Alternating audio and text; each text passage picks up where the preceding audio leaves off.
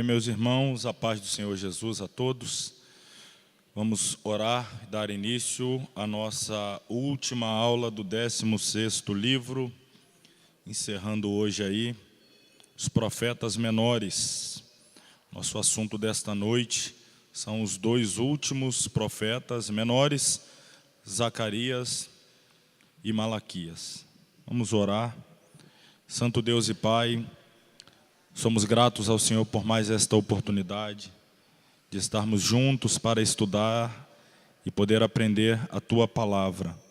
Agradeço ao Senhor pela vida de cada irmão, cada aluno da Escola Teológica Shema, que tem se esforçado até aqui para aprender mais e mais da Tua Santa Lei. Nos abençoe nesta noite, enche a nossa alma com o alimento do céu, a Tua santa revelação, e que nós possamos sair ao término desta reunião, desta noite, mais sábios, mais entendidos, mais espirituais, mais desejosos de praticar a Tua palavra e Te servir com mais qualidade. No nome de Jesus, nós oramos crendo que nos atenderás. Amém. 46 é o número da página. Página 46.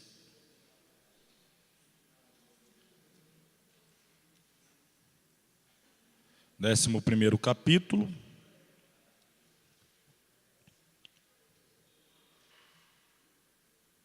Está aí, ó. Zacarias. Autor, é provável que Baraquias, pai de Zacarias, tenha morrido quando o profeta ainda era bastante jovem, fazendo de Zacarias o sucessor imediato de seu avô, Ido. Ido foi um sacerdote que voltou da Babilônia com Zorobabel e Josué, e segundo a tradição judaica, foi membro da grande sinagoga, o grupo governante dos judeus antes da criação do Sinédrio. O nome Zacarias significa Jeová se lembra. O nome do pai dele significa Jeová abençoa, e o de seu avô, no tempo dele. Juntando o nome dos três, temos Jeová se lembra de abençoar no tempo dele. Zacarias é um dos mais messiânicos de todos os profetas do Antigo Testamento, dando referências distintas e comprovadas sobre a vinda do Messias. Então, temos aqui o nome, a etimologia, o significado, Zacarias. Vamos falar do tema central do livro, olhando no nosso material. O fundo histórico da profecia de Zacarias é o mesmo de Ageu, sendo que ambos os profetas ministraram no mesmo período e tiveram missão semelhante. A missão de Zacarias era de animar, por meio da promessa do êxito atual e da glória futura, o resto do povo judeu que estava desanimado pelas aflições atuais e que hesitavam em reconstruir o templo. O povo tinha bons motivos para estar desanimado. Antes eles foram uma nação livre, com um rei e uma constituição. Mas agora tinha regressado a esse país sob um governo estrangeiro, um país sem rei e despojado de poder. A sua atual condição apresentava um quadro triste, mas Zacarias transformou essa situação calamitosa em uma cena gloriosa. Enquanto ele, por meio de uma série de visões e profecias, descreve uma Jerusalém restaurada, protegida e habitada pelo Messias, sendo ela a capital de uma nação elevada acima de todas as demais nações, além da promessa de glória futura. O profeta fez promessas de êxitos e empreendimentos atuais, porque assegurava ao remanescente que o seu templo seria reconstruído, apesar da oposição. Mas Zacarias não podia oferecer um encorajamento permanente, a não ser pela promessa da vinda do Messias. A experiência atual de Israel não passa de precursora de sua experiência futura. Como a nação foi purificada do pecado da idolatria por meio do castigo do cativeiro babilônico, assim por meio do fogo da grande tribulação será purificada do seu maior pecado, a rejeição do seu Messias e Rei. Resumiremos o tema da seguinte maneira: um estímulo à nação para servir fielmente ao seu Deus por meio da aflição atual, com a visão das glórias futuras do tempo do Messias. Bom, Zacarias é um dos profetas mais messiânicos de todos, especialmente do grupo dos profetas menores. É aquele que vai mais apresentar visões e revelações do tempo final da trajetória de Israel, quando, por ocasião da manifestação gloriosa do Messias, do Senhor Jesus. Então ele é um profeta messiânico, e ele está profetizando no período pós-exílio. Falamos semana passada, Ageu, Zacarias e Malaquias são os três profetas pós-exílio. Ageu e Zacarias, eles estão ministrando logo após o retorno, no período de reconstrução do templo. Ageu, como vimos semana passada, ele traz uma série de profecias, 4 para ser preciso, animando e estimulando o povo a que desse prosseguimento à obra de reconstrução do templo. Zacarias também profetiza e anima o povo sobre êxitos naquela empreitada de restauração do templo, da vida espiritual, do sacerdócio, etc. Mas ele vai ter uma visão mais ampla, ele vai ver um futuro glorioso para Israel, não apenas naquele momento em que o templo estava sendo reerguido, mas especialmente no futuro, quando Israel, a nação, receber o seu Messias, reconhecê-lo. Estou então, portanto, não falando da primeira, mas da segunda manifestação, segunda vinda de Cristo, reconhecê-lo e ele assumir o governo de toda a terra, ou seja, o milênio. Então nós vamos ver Zacarias, daqui a pouco eu vou falar o conteúdo, mas basicamente dividido em mensagens para o Israel nos seus dias, no seu tempo, mensagens sobre a reconstrução, a restauração da vida civil e espiritual, trazendo à memória também a razão do cativeiro, que eram os pecados, desobediência, dessa forma então exortando o povo a não praticar o mesmo erro, ou os mesmos erros dos seus pais, dos antepassados, para não sofrer o mesmo fim. E a segunda parte da profecia apontando para o milênio, o reino do Messias, etc, etc. Bom, ainda de forma resumida eu trago aqui o tema central. Como Ageu, também o profeta Zacarias se preocupa com a reconstrução do templo do Senhor em Jerusalém, mas procura dar maior destaque à restauração nacional de Israel e às suas exigências de pureza e de moralidade. E a expectativa escatológica é mais premente. Zacarias não somente revela-nos a conversão nacional dos filhos de Israel, mas mostra-nos também o final da grande tribulação, a guerra de Armagedon e a chegada do Messias em Jerusalém e os fatos especiais de Israel para o estabelecimento do milênio. Então Zacarias ele é mais detalhista, tem alguns detalhes sobre Batalha do Armagedon, manifestação do Messias e milênio que apenas em Zacarias nós temos, não temos em outras partes da Bíblia Sagrada. Contexto histórico, já falei, mas mais uma vez, Ageu e Zacarias são profetas contemporâneos, ou seja, atuaram dentro de um mesmo período de tempo no território de Judá, conviveram com o mesmo povo, viram os mesmos problemas, as mesmas dificuldades e defenderam uma só causa: a reconstrução do templo. A única diferença entre Ageu e Zacarias está no volume de mensagens. Zacarias contém mais volume, não somente pregações ao povo judeu, mas também é um livro repleto de profundas visões futurísticas que o Senhor Jeová entrega a ele. Zacarias é bem mais jovem, também Ageu já é um senhor, um ancião. O período do ministério de Ageu, vimos semana passada, foram de 4 meses apenas.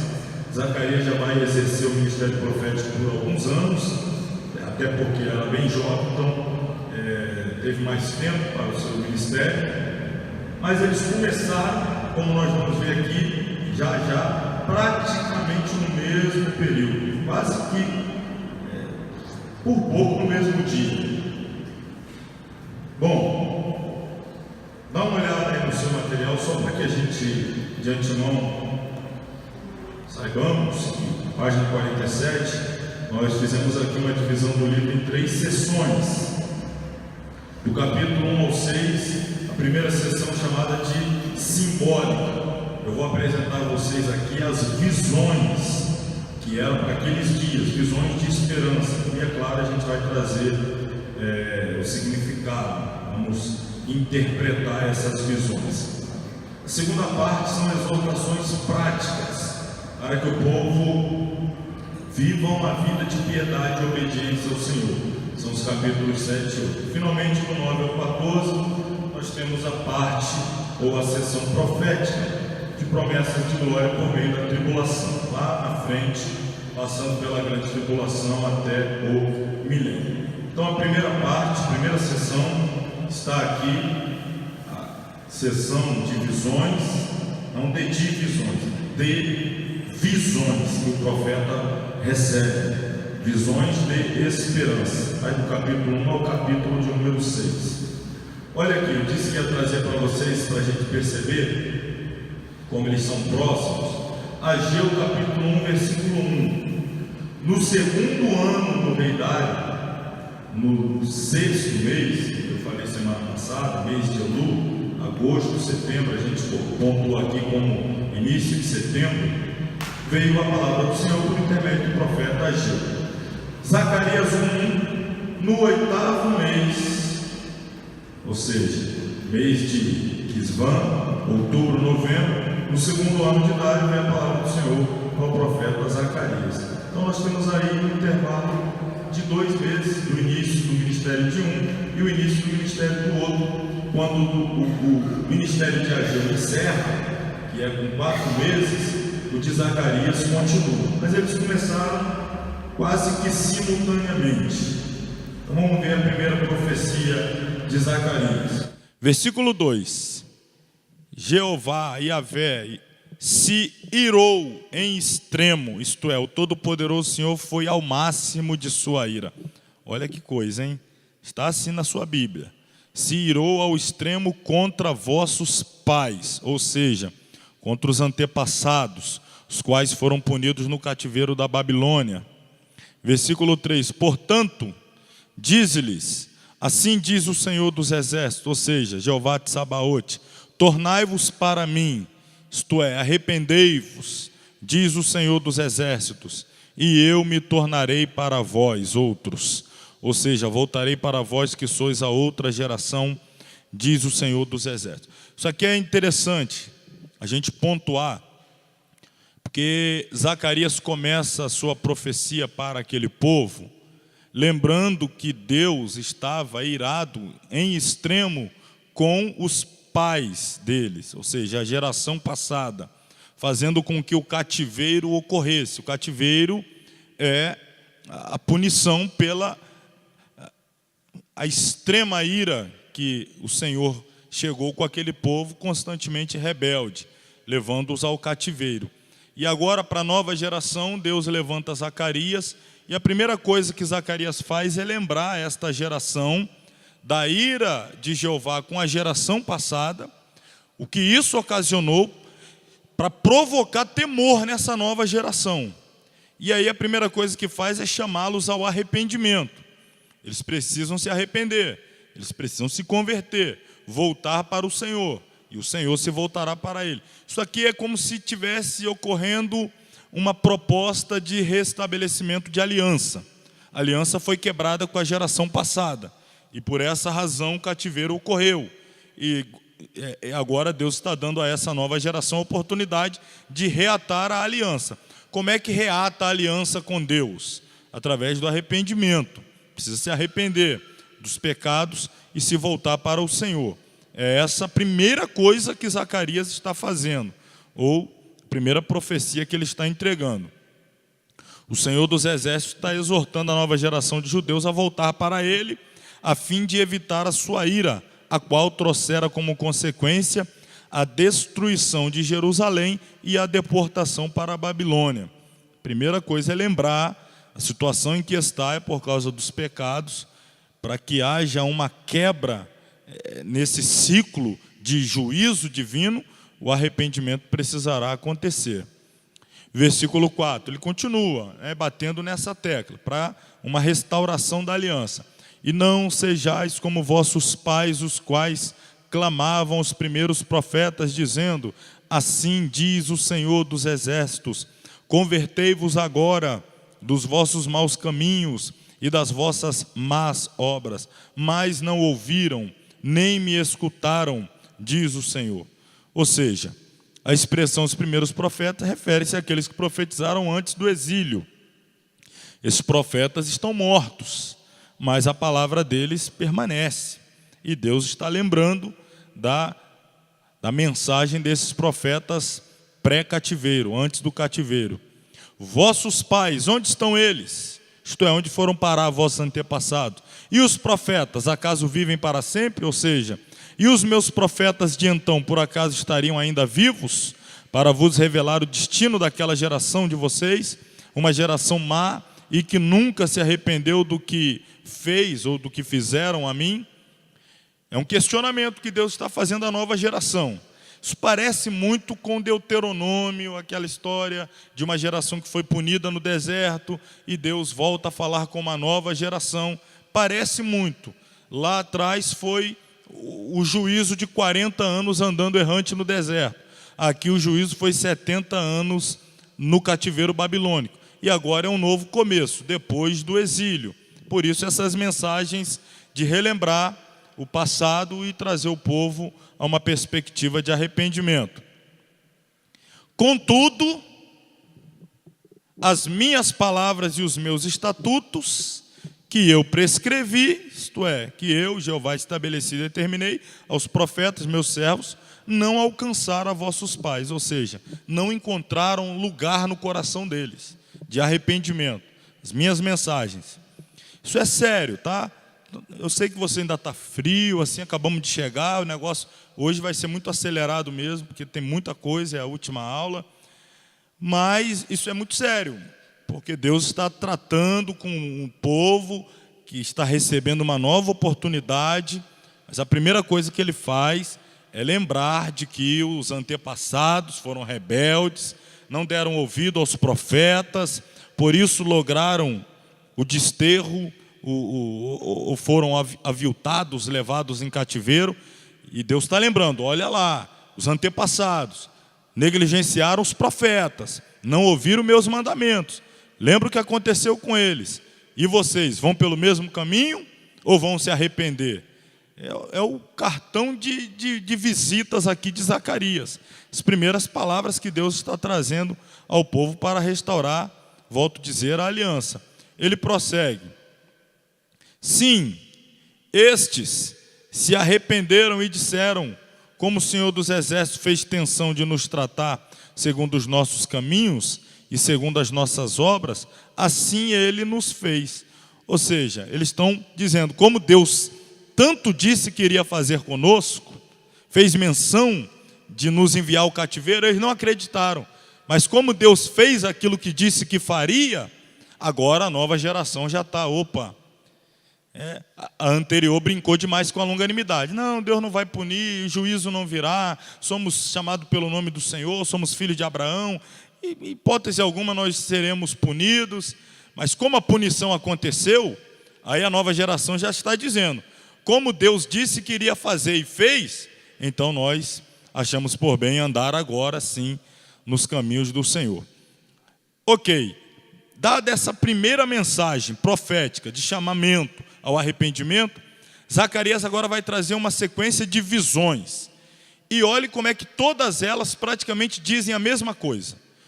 Juízo por causa da desobediência, do não arrependimento, da não conversão e restauração para essa nova geração. Primeira visão, visão do cavaleiro entre as murteiras. Olha aí, para quem gosta de visão, cada visão que Zacarias teve. Versículo 8.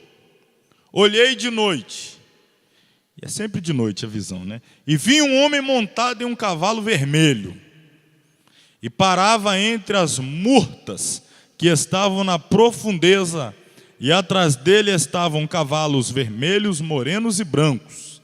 E eu disse: Senhor meu, quem são estes? E disse-me o anjo que falava comigo: eu te mostrarei quem estes são. Isso aqui é o versículo 8 do capítulo 1, a primeira visão.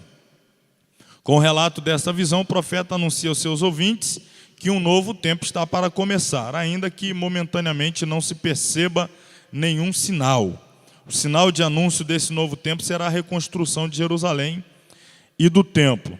Versículo 10. Então respondeu o homem que estava entre as murteiras, isto é, o homem que estava sobre o cavalo vermelho é o próprio que vai revelar ao profeta a visão. Ainda bem que essas visões aqui já têm na sequência praticamente o significado, senão, meu amigo, ia ser uma chuva de invenção de comentarista bíblico dando sentido, significado. Ainda bem que aqui já tem. Disse, o homem vai dar a interpretação da visão: são os que o Senhor tem enviado para percorrerem a terra. Ou seja, são seres sobrenaturais, poderosos, procedentes do céu, para verificar o território de Judá. Ele está vendo um homem sobre um cavalo, que na verdade é um ser angelical, outros cavalos, outros seres, que estão percorrendo o território de Judá. Estão como que fazendo um reconhecimento da terra, passando em revista. A terra que ficou por 70 anos desolada, destruída, vazia. Agora, no momento que o povo está retornando, Zacarias está tendo uma visão de seres celestiais que estão percorrendo todo o território. Qual é o significado? Está aqui, ó. Cavalo vermelho, cavalo moreno, cavalo branco, cavalo de fogo, cavalo de tudo que é tipo, percorrendo o território de Judá. Portanto, os cavalos com seus respectivos cavaleiros representam simbolicamente os anjos inspetores do mundo, os quais estão a serviço de Jeová no processo de restauração da terra de Judá. Estão percorrendo o território que vai ser restaurado, que vai ser reedificado, as cidades. Então, antes de começar, qual é a importância, gente, de entendermos esse tipo de visão? Parece não fazer nenhum sentido, parece que são mais páginas para encher o todo do cânon sagrado. Não é não. O que Deus está mostrando é que antes da restauração ser percebida no mundo físico, no mundo espiritual, Deus já está trabalhando. É o que Ele está mostrando. Os homens ainda não estão com seus materiais de reconstrução, de muro, ainda não estão restaurando as cidades, etc. Mas visões já estão sendo mostradas de que Deus já está trabalhando no mundo espiritual, no mundo sobrenatural. E é sempre assim que acontece. Primeiro as coisas se estabelecem no mundo espiritual, depois se materializam no mundo físico. A gente às vezes não está vendo a coisa acontecer, mas isso não significa que Deus não esteja trabalhando. Deus está trabalhando e depois nós veremos o resultado do trabalho no mundo espiritual se materializando no mundo físico. Isso aqui é uma mensagem de encorajamento. O povo está desanimado de trabalhar e Deus está mostrando: eu já estou trabalhando, eu já estou percorrendo a terra, já estou delimitando a terra, o território de Judá. Enfim, a restauração vai acontecer. Isso é uma mensagem de estímulo para o povo que acabaram de voltar do cativeiro. Outra visão: 4 chifres e 4 ferreiros. O que significa isso? O que você diria se Deus te mostrasse 4 chifres? Aí você limpa bem os olhos assim. Aí agora você vê 4 ferreiros. Ferreiro, cidadão que trabalha com ferro. Pem, pem, pem, aquilo lá. E aí? O que significa? Sei lá, né? Vai saber. Significa que eu comi muito tocinho de porco. Estou vendo coisa. pois foi o que Zacarias viu. Não que ele tenha comido lá, sei lá o que ele comeu. Não, porco com certeza ele não comeu. 4 chifres e 4 ferreiros. A visão aponta para o julgamento divino sobre os inimigos de todo o povo de Israel. Vamos ver entender isso aqui. 4 chifres. Você olha para o céu, está lá 4 chifres. Você olha de novo, 4 ferreiros. Batendo nos chifres. Batendo nos chifres. O significado: levantei os meus olhos e olhei e vi 4 chifres. E eu disse ao anjo que falava comigo: que é isto? E ele me disse: estes são os poderes que dispersaram Judá, Israel e Jerusalém. Então vamos primeiro pelos chifres. No Antigo Testamento, os chifres representam força, domínio. Já vimos isso várias vezes aqui. Aqui referem-se a nações poderosas que subjugaram israelitas, ou seja, o norte, Israel, e o sul, os judeus. O norte, a Assíria, e o sul, a Babilônia. Portanto, a segunda visão revela que Deus está disposto a colocar sob o seu domínio, no reino messiânico, todas as potências que têm oprimido a Israel. O número 4 é símbolo de universalidade, se relaciona com os pontos cardeais. Norte, sul, leste, oeste, então fala da totalidade, de poder. E os ferreiros são mais uma vez seres angelicais que estão acabando com aqueles chifres, ou seja, colocando fim ao poder daqueles impérios. Qual é a mensagem que Deus está transmitindo ao seu povo? O povo está vivendo debaixo de julgo, opressão, saíram do cativeiro babilônico, mas vive agora ainda debaixo da égide do novo império que é o Medo-Persa. Mas Deus mostra que vai chegar um tempo em que Ele vai abater todos os governos da terra e Ele vai governar sobre o mundo. Então essa é a visão, o chifre e os ferreiros. Vamos para outra visão. Vamos ver se você está bom de interpretar a visão. Um homem com um cordel de medir. A visão de um homem com um cordel, isso aqui, de medir, aponta para a cidade de Jerusalém, passada em revista por Deus através de um anjo específico. Eu vou lá na frente e volto, só para você ver aqui. Está o homem lá passando, medindo a cidade, com um cordel de medir. Seria hoje não vou falar nem treino a fita métrica, hoje é o tal do laser. O cara joga aqui aquele laser, já dá a medida. Mas enfim, está medindo. Tornei a levantar os meus olhos e olhei e vi um homem em cuja mão estava um cordel de medir. E eu disse: para onde vais tu? E ele me disse: medi Jerusalém, para ver qual é a sua largura e qual o seu comprimento.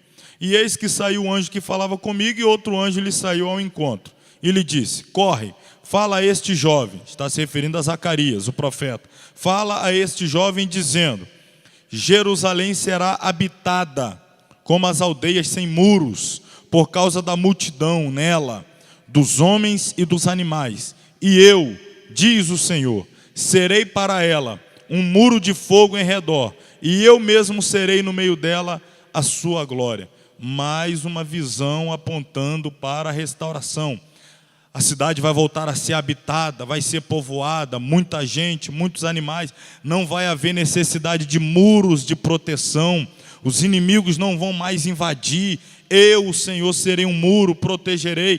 Quando é que isso vai acontecer? Que Jerusalém vai ter proeminência sobre a terra. Deus, o próprio Senhor, estará nela, protegendo, livrando-a. Mais uma vez, uma visão apontando lá para frente. A visão não anuncia simplesmente a restauração material da cidade, mas também a restauração de uma Jerusalém renovada e messiânica. Nessa nova Jerusalém, o Senhor mostrará a sua glória e protegerá o seu povo como um muro de fogo em redor. As muralhas materiais já não serão necessárias, porque já terão passado os dias de conflito e de medo. Mais uma visão apontando para um tempo de restauração.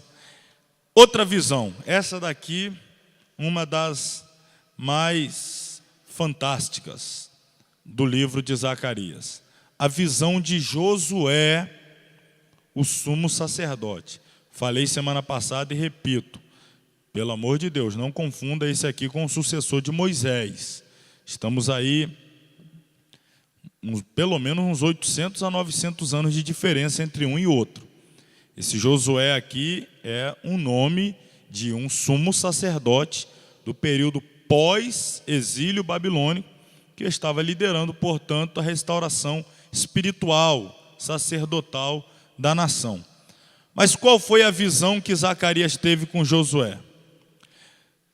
Antes de lermos o texto, já antecipo que a visão descreve a purificação e a coroação de Josué, o sumo sacerdote e o representante de todo o povo. Junto a Josué, como veremos no texto, aparece Satanás, isto é, o anjo caído acusador, que é o antagonista do anjo do Senhor. A visão do sumo sacerdote Josué diante do anjo do Senhor aponta para a lei da purificação aplicada por Deus e as suas benditas riquezas. A purificação do sacerdócio, observe isso, é o primeiro passo para a edificação de um templo coletivo. Enquanto Zacarias estava estimulando o povo à restauração física, estrutural do templo, Deus está restaurando o sacerdócio, a parte espiritual daquele que vai oficiar no novo templo. Então, aqui uma imagem só para a gente lembrar do sumo sacerdote, suas vestes, toda aquela indumentária estabelecida por Deus no Sinai, por intermédio de Moisés, a lâmina de ouro na testa, Kodesh, Yod-He, Vav-He, santo ao Senhor, santidade ao Senhor. Bom, o versículo é o seguinte, Zacarias diz assim: e ele me mostrou, o anjo que está caminhando com ele, entregando-lhe as visões, me mostrou o sumo sacerdote Josué, o qual estava diante do anjo do Senhor, e Satanás à sua mão direita, isto é, à direita do sumo sacerdote, para se lhe opor, ou seja, para acusá-lo. Por quê? O versículo 3 fala o porquê. Ora, Josué, vestido de vestes sujas, estava diante do anjo. Isso é interessante, porque isso aqui nos revela uma realidade que está muito além da nossa capacidade de percepção do mundo físico natural. Isso aqui é uma situação espiritual real, né? Isso aqui é verídico, isso é fato, apesar de ser uma visão, mas o que ele está recebendo, Zacarias está recebendo de revelação naquela visão, é uma realidade do mundo espiritual. O que acontece? Vamos supor que aqui é o altar em que o sumo sacerdote está ministrando, oferecendo sacrifício, algum tipo de ofício. Ele está ali ministrando. Vamos supor, eu sou aqui Josué, está aqui ministrando. O mundo físico não está aberto diante dos olhos dele. Deus, através do anjo, está mostrando a Zacarias uma realidade espiritual no momento da ministração de Josué, o sumo sacerdote. Quem está diante dele, recebendo a oferta, que é física, talvez é um animal que está sendo imolado, talvez é um incenso, é física. Mas tem um anjo que está diante dele recebendo aquela oferta, não adoração ao anjo, mas para levar a quem de direito, entregar aquela oferta ao Senhor, que está sendo ministrada por Josué. E quem é que está ao lado direito de Josué, segundo a visão? Quem? Satanás, no templo. Ele aqui ministrando, ele aqui entregando a oferta, um ato religioso, mais uma oferta, mais um culto, mais um sacrifício. Ele está ali seguindo a sua liturgia, mas no mundo espiritual o anjo está ali para receber e levar a Deus, e o diabo está do lado dele, dizendo para o anjo que aquela oferta não é digna de ser recebida, porque quem está entregando está com as vestes sujas diante do Senhor. Olha a batalha espiritual. E ele, isso aqui é mais uma oferta, isso aqui é mais uma ministração, mas há uma batalha. Satanás está dizendo ao anjo, que está diante de Josué, e Satanás à direita de Josué, Imagina, tenta imaginar isso aqui, parece que isso não acontece no culto, mas está acontecendo. E Zacarias está recebendo essa visão. Ele mostrou-me o sumo sacerdote Josué, qual estava diante do anjo do Senhor. E Satanás estava à sua direita, para se lhe opor, para fazer oposição. Ora, Josué, vestido de veste suja, estava diante do anjo. A oposição de Josué diante do anjo do Senhor, a posição de Josué diante do anjo do Senhor, alusão a acertos com Deus. Vamos extrair algumas lições aqui de Zacarias capítulo 3. Primeira lição: a manifestação de Satanás acompanhando o sumo sacerdote Josué num momento tão sagrado, revela que o diabo independe de lugar ou ocasião para vigiar de perto os homens de Deus. Está acompanhando de perto, esperando a primeira oportunidade para acusar, para desabonar, para dizer que não tem condições de fazer aquele tipo de serviço, aquela ministração, pregar aquela palavra, fazer aquela oração, expulsar aquele demônio.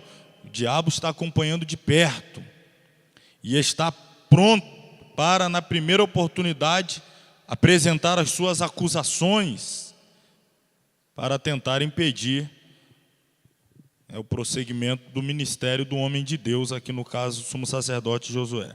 Segunda lição: Satanás sempre questionará, com argumentos acusatórios, as escolhas pessoais de Deus diante do próprio Senhor.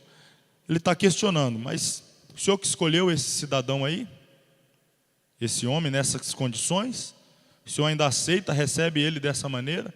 Satanás é o acusador. Eu vou colocar aqui, a presença de Satanás mostrou-se visível ao anjo do Senhor e oculta ao sumo sacerdote Josué. Ele entrou e saiu, não sabia de nada disso que estava acontecendo. Poderia acontecer várias vezes, dezenas de vezes, em vários cultos, e ele não está ciente.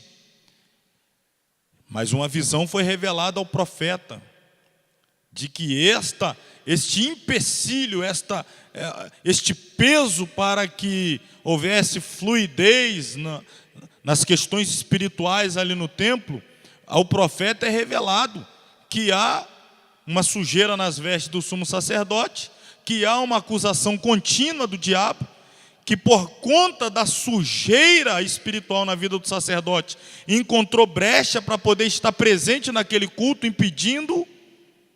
Olha como é que uma coisa está linkada, vinculada à outra, e a gente não toma conhecimento dessas questões no mundo espiritual. Nem sabe que isso está acontecendo. A gente está vendo a realidade física, as questões físicas. Se não houver um discernimento espiritual, uma visão de Deus, de fato, uma revelação de fato de Deus, a gente não toma conhecimento dessas coisas jamais. Satanás em grego bíblico é Satanás mesmo, está aqui, que significa adversário, que acusa. Em grego arcaico, antiquíssimo, é diabolos, que também significa aquele que separa, adversário, acusador, caluniador. Satanás não é apenas um adversário acusador de crentes no Senhor, segundo Apocalipse 12:10. Ele possui relatórios individuais de cada servo de Deus, principalmente os servos que têm peso moral e espiritual no seio da obra de Deus. Ele tem os relatórios, ele conhece a vida de cada um. Claro que não sabe o que a gente pensa, mas o dia a dia, onde anda, onde vai, o que fala, o que faz, o que vê, o que diz, o que deixa de dizer, tudo isso ele tem os relatórios, ele sabe. E está pronto a usar isso daí contra os servos de Deus para impedir o progresso da obra do Senhor. Isso tem uma revelação muito séria que aparece aqui e não em outro lugar, mas apenas aqui no livro de Zacarias. Vamos voltar lá no verso 3. Ora, Josué, o sumo sacerdote, vestido de trajes sujos, estava em pé diante do anjo. Traje sujo em Josué são uma simbologia alusiva ao estado moral dos antepassados de Josué, os sacerdócios, os quais inclusive morreram no cativeiro babilônico. Trata-se de uma simbologia alusiva ao último sacerdócio levítico em Judá, um sacerdócio imundo, corrompido. Observação: na pessoa física do sumo sacerdote Josué, Deus estava ressuscitando o sacerdócio levítico em Judá.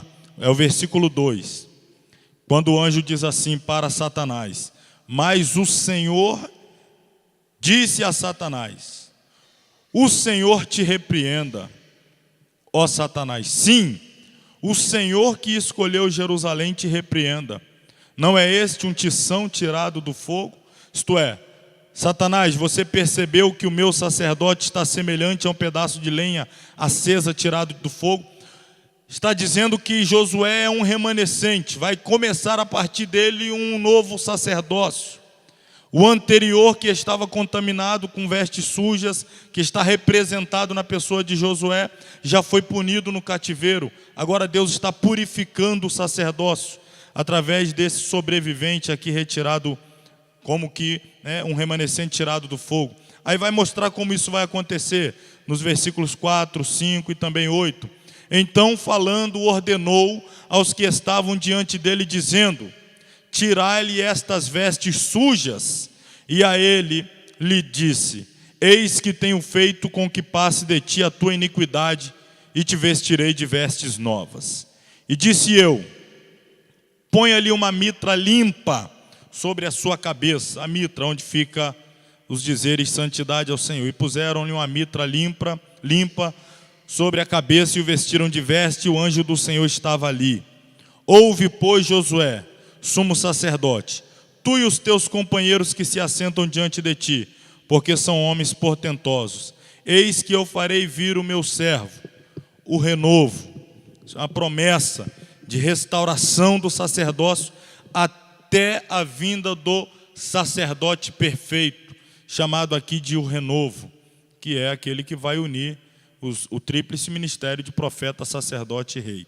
Depois da purificação, Josué e os sacerdotes passaram a ser um sinal profético ou anúncio da instauração da época messiânica. O renovo, título messiânico que no princípio se aplicou a Zorobabel, o legítimo representante da dinastia levítica. Então, essa visão é importante porque fala da restauração do sacerdócio. A restauração do povo passa pela restauração do sacerdócio. A restauração da vida espiritual de Judá passa pela restauração do sacerdócio. E Deus revelou a Zacarias que havia impureza no sacerdócio, mas Deus estava limpando, trocando as vestes do sacerdócio, para que depois ele pudesse purificar o povo. Porque primeiro aquele que ministra, depois os que são ministrados passariam inevitavelmente por essa restauração. Muito importante essa visão também. Vamos à próxima visão. Aqui não dá tempo nem de parar para respirar. Castiçal de ouro e as oliveiras. Capítulo 4 agora de Zacarias. E tornou o anjo que falava comigo e me despertou como a um homem que é despertado do seu sono e me disse: que vês? E eu disse: olho, e eis um castiçal todo de ouro e um vaso de azeite no cimo, com as suas 7 lâmpadas, e cada lâmpada posta no cimo tinha 7 canudos, e por cima deles 2 oliveiras, uma à direita do vaso de azeite e outra à sua esquerda. Então, a visão do castiçal e o vaso de azeite aponta para a indivisível manifestação do Espírito Santo na obra de Deus. O capítulo 4, versículos 12 a 14, Zacarias, 2 oliveiras representam os 2 governos do povo de Judá: o governo civil, Zorobabel, e o governo religioso, na pessoa do sumo sacerdote Josué. Vamos dar uma olhada aqui. Os 7 castiçais, 2 castiçais, com as 7 lâmpadas, as 2 oliveiras, os canudos que estão ligados às lâmpadas. Então o azeite, que é o combustível para manter aceso os castiçais, já está diretamente ligado a essas oliveiras, que é a árvore que dá a azeitona, que vai dar o azeite, que vai servir da luminária, ou de combustível, para manter aceso cada uma das 7 lâmpadas. Deus está mostrando ao profeta os 2 castiçais, as oliveiras, tudo isso aqui apontando justamente para quê? O ministério de Josué e o ministério de Zorobabel. Através deles, Deus vai trazer a restauração física, civil e espiritual da nação. Eles são as duas oliveiras, nessa visão. Através deles, da unção que será derramada na vida deles, Deus vai trazer restauração sobre toda a nação. Então, as duas oliveiras trata-se dos dois hebreus específicos, Zorobabel e Josué, procedentes do óleo divino, o Espírito do Senhor de Israel. Observação: as duas grandes fontes do poder de Deus em Judá para a edificação do templo estavam justamente nos ministérios de Josué, o sacerdote, Zorobabel, o governo civil, portanto, as duas oliveiras. Versículo 6, esta é a palavra do Senhor a Zorobabel, dizendo: não por força, nem por violência, mas pelo meu Espírito, diz o Senhor dos Exércitos. Quantos não conhecem esse versículo, né? Um dos mais famosos, também mais conhecido, de Zacarias. Deus, mais uma vez, está dizendo que a restauração ocorrerá não pela força, não pela espada, não pela restauração de um exército, não. Vai ocorrer pelo poder do Espírito dele. Será um milagre que Deus estará proporcionando, que Deus estará providenciando, fazer aquela nação quase que dizimada pelo cativeiro ser restaurada. E olha aí o que ela se tornou hoje em dia, nós vemos lá. Isso é um milagre que não ocorreu nem por força, nem por violência, mas pelo Espírito de Deus, cumprimento da promessa do Senhor no meio do seu povo Israel. Vamos para a segunda seção do livro, que são os capítulos 7 e 8. A parte prática, exortações à obediência e à piedade. Passamos aqui a primeira parte, que é aquela um pouquinho mais, porque se tratam de visões, suas interpretações e, na maioria, aplicações para aquele tempo, para Israel. Agora nós temos a parte prática. Essa daqui, ela tem alguns trechos aqui que chega a ser cômico, a forma como Deus trata com o seu povo por intermédio do profeta. Capítulo 7, versículo 4 e 5. Então a palavra do Senhor dos Exércitos veio a mim dizendo, : fala a todo o povo desta terra e aos sacerdotes, dizendo, : quando jejuastes e pranteastes no 5º e no 7º mês, durante estes 70 anos, jejuastes vós para mim, mesmo para mim? Olha a pergunta que Deus está fazendo. Quando vocês jejuaram e choraram durante esses 70 anos no cativeiro, sempre no 5º e no 7º mês, aí Deus pergunta ao povo, era para mim aquilo? Tem certeza que era para mim?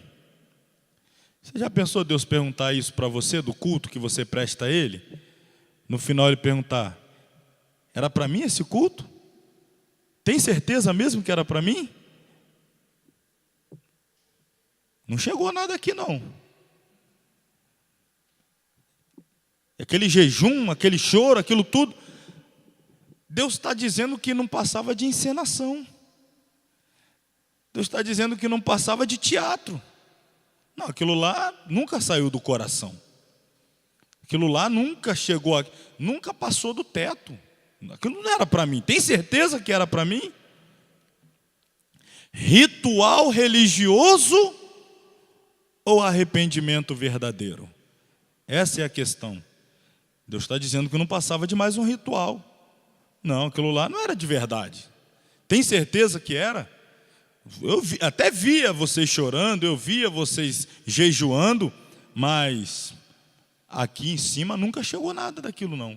Nenhum daquele sacrifício, nenhuma daquelas ofertas, nada nunca reverberou aqui no céu. Por isso eu estou questionando, aquilo lá era para mim? 70 anos no cativeiro, jejuando e chorando, e era para mim? Por quê? Não houve arrependimento verdadeiro. O povo estava sofrendo as consequências do juízo, mas o arrependimento não era verdadeiro. Existe, irmão, o arrependimento verdadeiro, que é aquele motivado pelo senso, que é despertado dentro de nós, o senso de que ferimos a santidade de Deus, entristecemos o Espírito Santo do nosso Deus, e aí isso gera em nós, então, um sentimento de se arrepender de ter provocado dor no Espírito Santo de Deus, de ter provocado desapontamento em Deus. É um arrependimento de alguém que não queria ter entristecido a Deus ou ter desonrado Ele de alguma maneira. Isso é o arrependimento. E o que esse pessoal fazia? Esse pessoal estava com um sentimento de tristeza, não pelo que eles produziram em Deus, mas das consequências que vieram sobre ele. Eles estavam arrependidos de estar no cativeiro. Era mais ou menos assim: se eu pudesse ter pecado sem ter vindo para o cativeiro, eu continuava pecando. Mas como a consequência inevitável do pecado foi o cativeiro, então se eu pudesse eu não pecaria. Não por causa de Deus, mas por minha causa. Eu não queria ter vindo para o cativeiro. Então não havia arrependimento genuíno. Não havia desejo de abandono do pecado. Havia um sentimento ruim por causa das consequências. E hoje em dia, em muita gente, essa é uma triste realidade. Ele não se arrepende do pecado. Ele se arrepende da consequência que o pecado trouxe sobre a vida dele. Se desse a ele a possibilidade de pecar sem ter consequência, ele ficava no pecado. Mas a consequência, perdeu isso, perdeu aquilo, perdeu a família, perdeu o status, perdeu o dinheiro, perdeu a moral, perdeu... Aí, estou arrependido porque eu perdi. Mas se eu pudesse continuar pecando sem perder nada, eu continuava no pecado. Então isso não é o arrependimento verdadeiro. É isso que Deus está questionando do povo. Eles estão arrependidos e eles choram, jejuam e oram, mas não porque se arrependeram do pecado, se arrependeram da situação em que eles foram parar por causa do pecado. Isso é uma mensagem atualíssima para qualquer um de nós aqui. Não é para o A, para o B, para o C, para o que não veio, para o que vai assistir a aula depois. Isso é uma mensagem para cada um de nós, para nós revermos a nossa condição diante de Deus. Será que quando pecamos, nos arrependemos do pecado ou nos arrependemos da consequência do pecado? Será que a nossa tristeza, a tristeza que é gerada dentro de nós, é porque entristecemos ao Espírito Santo ou porque isso trouxe alguma consequência negativa para a nossa vida? O culto que nós apresentamos é mero ritual religioso ou ele é fruto de um coração de verdadeiro adorador que está arrependido sinceramente diante de Deus?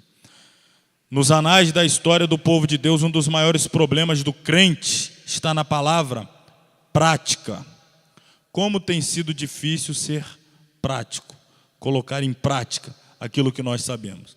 Você conhece, você sabe, você entende a forma correta, você sabe qual é, o que deve ser feito e o que não deve ser feito.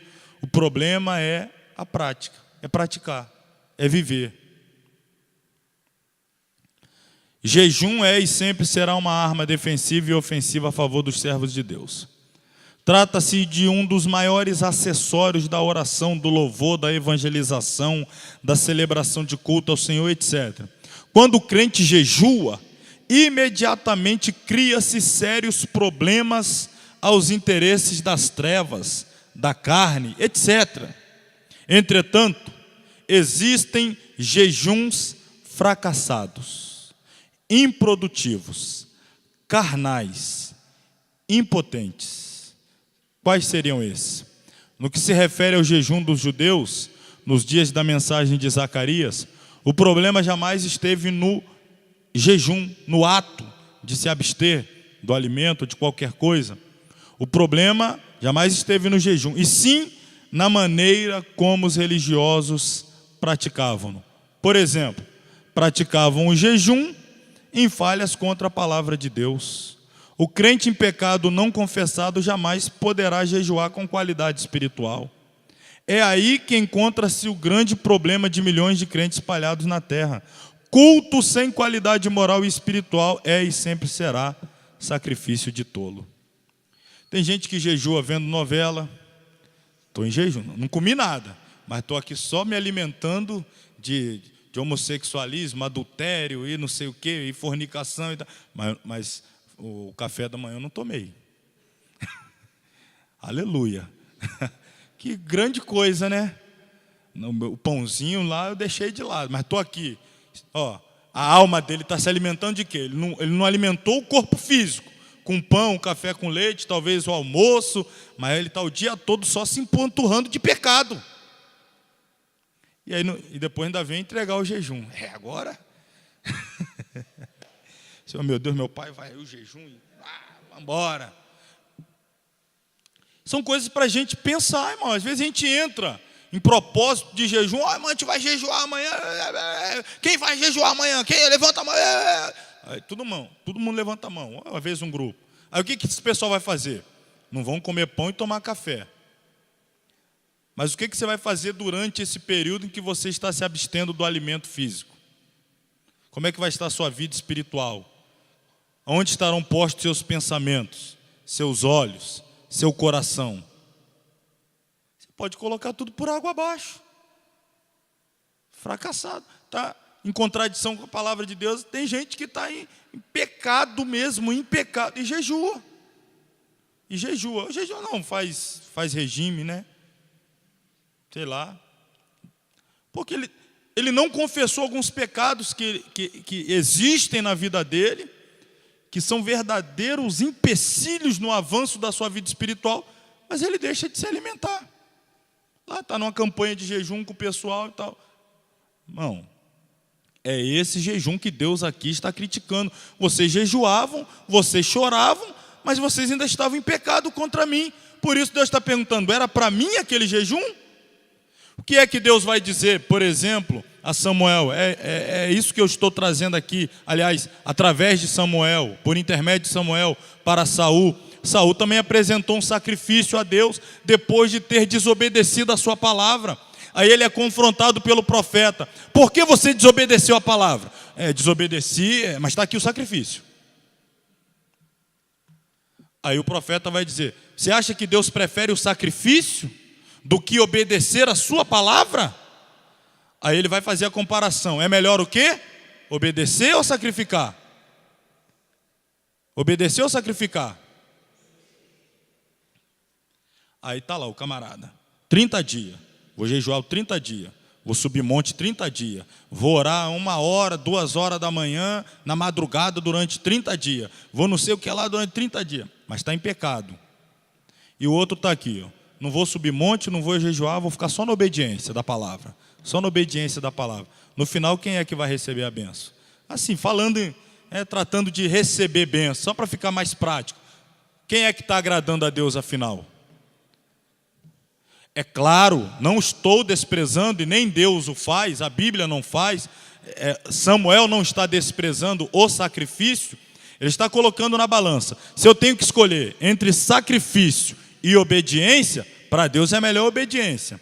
Se eu puder oferecer sacrifício com obediência, aí ok, você está dando um upgrade na sua consagração, na sua vida espiritual. Mas primeiro, a base é a obediência. Se você está em débito, em déficit moral, espiritual, nada que você vai fazer tem algum valor para Deus. Ele sempre vai mandar, volta lá. Sim, eu estou trazendo a oferta. Mas eu lembrei que eu estou mal. Então deixa a oferta, vai lá, te conserta, depois volta. Senão vai perder tempo. É só dinheiro. Não é oferta espiritual para Deus. Não tem valor no mundo espiritual. É só monetário. Agora, se tiver tudo em dia, com Deus, com o irmão, em paz, pode trazer agora a oferta. Senão, não vale a pena. O povo estava agindo dessa maneira. O grande problema é esse, de crentes, milhões espalhados sobre a terra. Culto sem qualidade moral e espiritual é e sempre será sacrifício de tolo. Eu já vi gente fazer sacrifício para Deus matar não sei quem, faz campanha para não sei o quê. Outro dia não, já tem um bom tempo. Cada situação que a gente passa, né, nessas itinerâncias, estou até desanimado por conta dessa situação. Veio um cidadão com uma senhora, veio ele Ele e ela, pediu oração. Ora por nós aqui, pastor. Tá, por quê? Não, a gente estamos caminhando para casar, mas estamos na pendência aí de umas documentação e tal. Que documentação, irmão, que está faltando aí? Não, porque eu saí do Brasil e eu era casado lá, eu vim para cá. E aqui Deus já me mostrou essa pessoa aqui, entendeu? Aí eu estou com a outra lá, ainda não estou divorciado dela lá não. Mas Deus já mostrou que o caminho é por aqui, com essa aqui, ó. Aí eu estou precisando que o senhor ora, não sei, ou a mulher lá não quer me dar o meu divórcio, ou Deus mata ela, ou para eu poder levar minha vida, fazer a obra, poder tomar a ceia. Por aí vai. Sacrifício para Deus ir de contra a palavra dele. Ora aí para Deus fazer o contrário do que está escrito na Bíblia para me abençoar. A palavra do Senhor veio a Zacarias dizendo: assim falou o Senhor dos Exércitos, dizendo: executai juízo verdadeiro, mostrai piedade e misericórdia a cada um a seu irmão, e não oprimais a viúva, nem o órfão, nem o estrangeiro, nem o pobre, nem intente o mal cada um contra o seu irmão no seu coração. Olha aqui, o povo vinha com jejum. Aí Deus diz: para com jejum, faça a coisa certa, juízo verdadeiro, seja piedoso, seja misericordioso, para de oprimir viúvo, oprimir órfão, oprimir estrangeiro, oprimir pobre, intentar no coração mal contra o seu irmão. Não precisa fazer jejum nenhum. Faz isso aqui, seja piedoso, seja misericordioso, obediente à palavra. Eles, porém, não quiseram escutar e me deram, ombro rebelde. Endureceram os seus ouvidos para que não ouvissem. Sim, fizeram o seu coração duro como diamante, para que não ouvissem a lei, nem as palavras que o Senhor dos Exércitos enviara pelo seu Espírito, mediante os profetas precedentes, de onde veio a grande ira do Senhor dos Exércitos. A razão da ira? Desobediência. Deus não está irado porque o povo faltou jejum, porque não jejuou, é porque desobedeceu. Volto a dizer, se puder jejuar, tendo a base, obediência, a vida em dia com Deus, claro, jejue, se consagre, ore, busque a Deus, vá para o monte, ore de madrugada, mas certifique-se de que sua vida com Deus está em dia, para não perder tempo. Perder tempo. Ou perder quilo também, né? Pode perder quilo. O preparo prévio para qualquer tipo de cativeiro chama-se desobediência à voz da palavra de Deus. Existem diversos tipos de cativeiro. O povo de Israel, Judá, mais precisamente, foi para o cativeiro babilônico por conta da desobediência à voz da palavra de Deus. Mas eu estou dizendo que hoje, no mundo em que vivemos, no mundo espiritual para a igreja, existem diversos tipos de cativeiro. Cativeiro carnal, cativeiro satânico, cativeiro mundano, cativeiro religioso, cativeiro sexual, cativeiro do pecado. Tem muita gente presa em vários cativeiros. Preso em vários cativeiros. Um é escravo da carne, o outro é escravo do mundo, o outro é escravo do pecado, o outro é escravo do pecado sexual, o outro é escravo daquilo. Da onde vêm esses cativeiros? Pessoas escravas, oprimidas, presas, sem liberdade, para servir, para cultuar, para adorar, vivem em cativeiros. Cativeiro é consequência de desobediência à voz da palavra de Deus. A desobediência é o passaporte que habilita o crente a entrar em algum tipo amargo de cativeiro.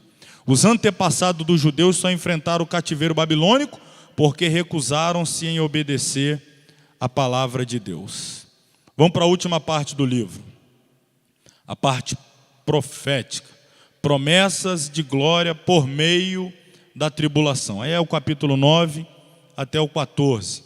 Aí já vai apontar vários textos aqui para a grande tribulação, a batalha do Armagedon, a manifestação gloriosa, estabelecimento do milênio.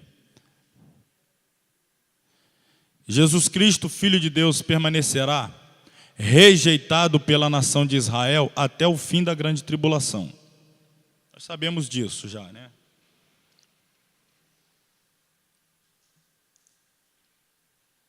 Pelas nações gentílicas, permanecerá igualmente rejeitado até a edificação do milênio.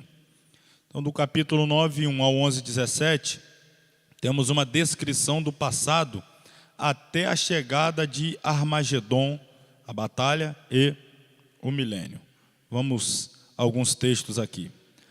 Alegra-te muito, profecias famosíssimas de Zacarias.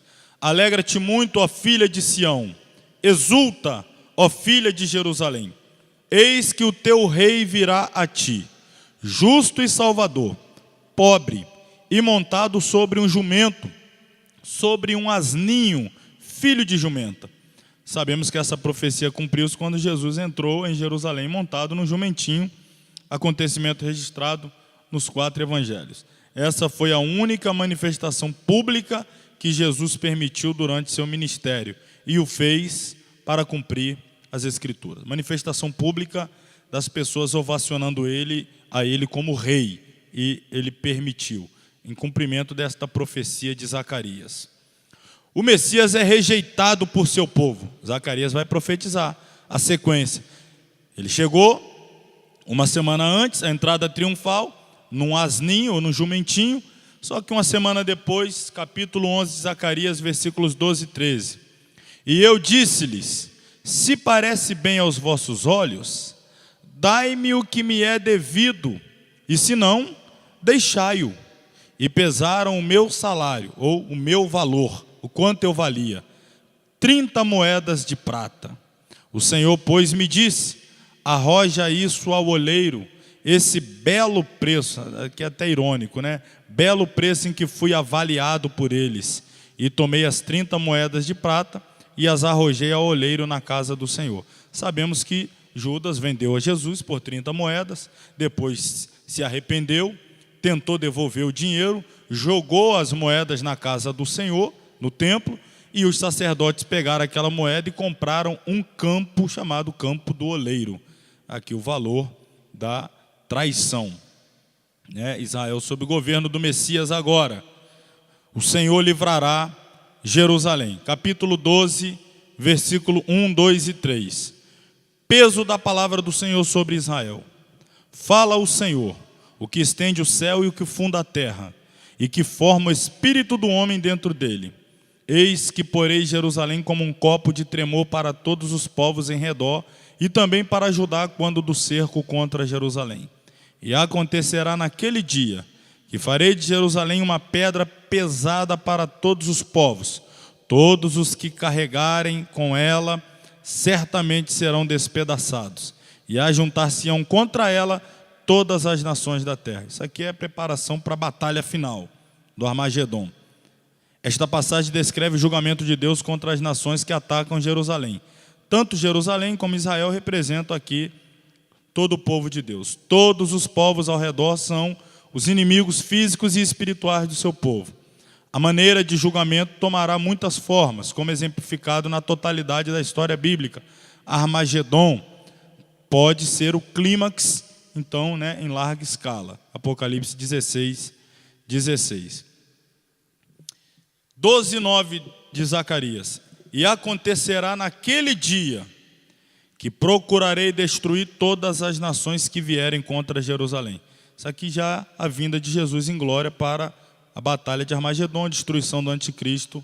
Tá? Versículo 10, e sobre a casa de Davi e sobre os habitantes de Jerusalém derramarei o espírito de graça e de súplicas, e olharão para mim, o povo judeu, a quem traspassaram, e o prantearão como quem pranteia por um unigênito, e chorarão amargamente por ele, como se chora amargamente pelo primogênito. Já é uma visão do que acontecerá. Eles vão perceber que aquele que está retornando para salvá-los é justamente aquele que na primeira vinda foi rejeitado. Traspassaram, Jesus foi traspassado no seu lado por uma lança. Olharão para mim a quem traspassaram, e prantearão como pranteiam por um unigênito. Então vai cair até aqui, o espírito de graça e de súplicas. É um remorso muito grande. A percepção, a ficha vai cair de que eles rejeitaram a Jesus quando ele veio a primeira vez, e é justamente ele que está retornando para salvá-los da situação calamitosa em que se encontrarão ao final da grande tribulação. O objetivo maior do nosso Senhor ao livrar Israel de seus inimigos é mais do que sua preservação nacional, pois o mais importante no coração de Deus é a restauração espiritual. Seu desejo é revelar-se a eles e estabelecer o tipo de relacionamento que foi impossível em séculos anteriores, justamente por causa da incredulidade do povo. Aí chegamos então à purificação da nação para o estabelecimento do milênio, capítulo 13, versículo 8. E acontecerá em toda a terra, diz o Senhor, que as duas partes dela serão extirpadas e expirarão, mas a terceira parte restará. Isso é interessante, essa forma profética, como Deus sempre fala. Primeira parte, segunda parte, mais uma terceira parte. Farei passar essa terceira parte pelo fogo, e a purificarei como se purifica a prata, e a provarei como se prova o ouro. Ela invocará o meu nome, e eu a ouvirei. Direi, é meu povo, e ela dirá, o Senhor é meu Deus. Vamos ver o significado disso aqui. Essa imagem nos lembra o alto valor que Deus atribui a seu povo Israel. Eles são como ouro e prata que precisam ser depurados na fornalha da aflição. Foi isso que experimentaram no Egito, na Babilônia, mas a grande tribulação será sua experiência mais intensa na fornalha. Então, remanescente, primeira parte, segunda parte, a terceira é o remanescente. Desse remanescente vai passar pela provação, a grande tribulação. É como se houvesse o processo da purificação, da limpeza, da prata e do ouro, para saber quem de fato terá o direito a entrar no reino milenial de Cristo. Último capítulo de Zacarias 14, versículo 4. E naquele dia estarão os seus pés sobre o monte das oliveiras, que está defronte de Jerusalém para o oriente. E o monte das oliveiras será fendido pelo meio, para o oriente e para o ocidente. E haverá um vale muito grande, e metade do monte se apartará para o norte e a outra metade dele para o sul. Quando o Senhor voltar, estarão seus pés sobre o monte das oliveiras, de onde ele subiu ao céu. Vocês lembram o que Jesus prometeu? Prometeu por intermédio dos anjos que o acompanharam na sua ascensão, para os galileus que estavam ali olhando para o céu. Por que estão olhando para o céu, Galileu? Esse Jesus que viste ir, há de vir da mesma maneira e no mesmo lugar. Ele subiu do Monte das Oliveiras, descerá no Monte das Oliveiras, na sua manifestação gloriosa. Isso aqui não é o arrebatamento, hein? Não é para ficar olhando para Jerusalém para ele, arrebatamento não. Essa é a segunda fase da vinda de Jesus. E fugireis pelo vale dos meus montes, ou seja, a divisão do Monte das Oliveiras vai criar esse vale que é uma rota de fuga para Israel que está acuado pelo anticristo. Então virá o Senhor meu Deus e todos os santos contigo, ó Senhor. A vinda do Senhor em glória para salvar os judeus e estabelecer o seu reino na terra será acompanhada da presença dos santos. Quem são os santos? Indubitavelmente trata-se de crentes fiéis arrebatados antes da tribulação, retornando, portanto, com Jesus para o estabelecimento do seu reino. Finalmente, o Senhor será rei sobre toda a terra naquele dia. Um será o Senhor e um será o seu nome. E acontecerá que todos os que restarem de todas as nações que vierem contra Jerusalém subirão de ano em ano para adorarem o Rei, o Senhor dos Exércitos, e para celebrarem a festa das cabanas. Fecho aqui a primeira parte da aula. O profeta prevê o dia glorioso em que o Senhor confirmará seu reino nesta terra, onde Satanás antes imperava. As nações absolvidas no tribunal pós-Armagedon, conhecido como julgamento das nações, entrarão no reino milenar para exercer adoração ao grande rei. Então, aqui encerramos o livro do profeta Zacarias. Não vá embora não, que depois do intervalo a gente vai falar de dízimo e oferta, tá? Malaquias. Não vai embora não. Vamos lá, até daqui a pouquinho depois do intervalo. Pois bem, vamos retornar para o nosso último livro, último profeta menor,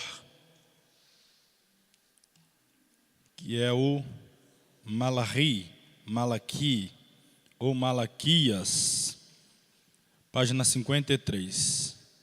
Embora alguns atribuam Malaquias a um escritor anônimo, considerados por algum ter sido Esdras, usando o pseudônimo Malachi, que significa meu mensageiro, é melhor considerar o livro como escrito pelo próprio profeta.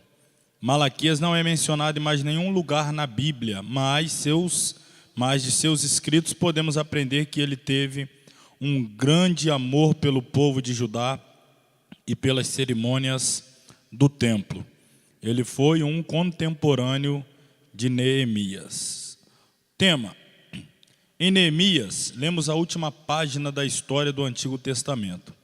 No livro do profeta Malaquias, contemporâneo de Neemias, lemos a última página da profecia do Antigo Testamento. Malaquias, o último dos profetas, testifica, como fazem os que vieram antes dele, o triste fato do fracasso de Israel. Ele apresenta o quadro de um povo religioso externamente, mas interiormente indiferente e falso. Um povo para o qual o culto a Jeová se transformou em formalismo vazio, desempenhado por um sacerdócio corrupto que não o respeitava. Sob o ministério de Ageu e Zacarias, o povo estava disposto a reconhecer suas falhas e corrigi-las, mas agora endureceram-se tanto que negam isoladamente as acusações de Jeová. Pior ainda, muitos professam ceticismo quanto à existência de um Deus de juízo, e outros perguntam se valerá a pena servir ao Senhor.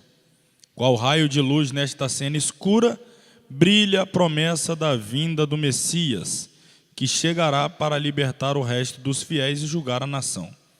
O livro termina com uma profecia da vinda de Elias, o precursor do Messias, e então fecha-se a cortina sobre a revelação do Antigo Testamento, para não mais se levantar até 400 anos mais tarde, quando o anjo do Senhor anuncia a vinda daquele que irá diante dele no espírito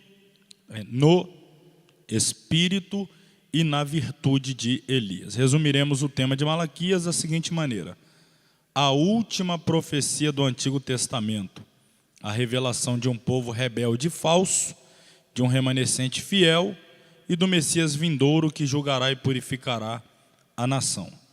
Note a repetição da expressão em que exprime a atitude provocante do povo concernente às acusações de Jeová.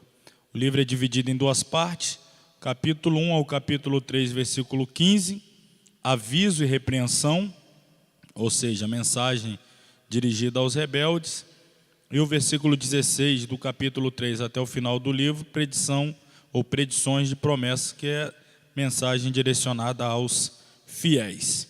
O tema central é esse aí: Deus é um pai amoroso, mas também é um juiz implacável. Ou seja, a misericórdia e a bondade do Senhor andam de mãos dadas. Por outro lado, a justiça e a santidade do Todo-Poderoso são e sempre serão indissociáveis, não dá para separar uma da outra. Contexto histórico, lembrando, um século depois de Ageu e Zacarias, o povo de Judá estava em situação moral e espiritual deprimente, já se afastaram novamente, prestes a deparar-se com um outro cativeiro. Pelo visto, os pecados no seio da nação possuíam semelhanças muito próximas com os erros cometidos no passado, quando Zedequias e todo o povo de Jerusalém viu-se cercado pelos exércitos da Babilônia e finalmente fulminados, presos, exilados.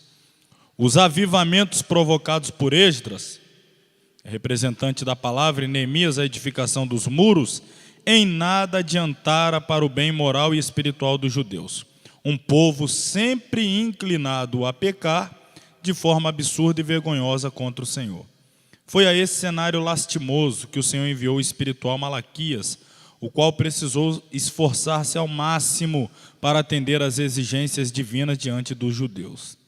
Foi um profeta que caracterizou-se pelo fervor de sua mensagem, pelo amor às coisas sagradas e pelo fato de em nenhum momento apelar diante de um povo já prestes a sucumbir para sempre. Ele fala do amor e da misericórdia de Deus, do indiferentismo sacerdotal e conclama o povo judeu a voltar-se totalmente para Deus, pois caso em contrário, castigos divinos severos desabariam sobre Judá. Vamos lá. Irmãos, o livro de Malaquias sempre precisa ser estudado longe do estigma do livro dos dízimos e ofertas. Não é o livro dos dízimos e ofertas. Como você vai observar, este confronto que Deus, por intermédio do profeta, faz ao povo de serem infiéis nos dízimos e nas ofertas, não é o bolo, é a cerejinha do bolo. Ele vai vir denunciando infidelidade em todas as áreas.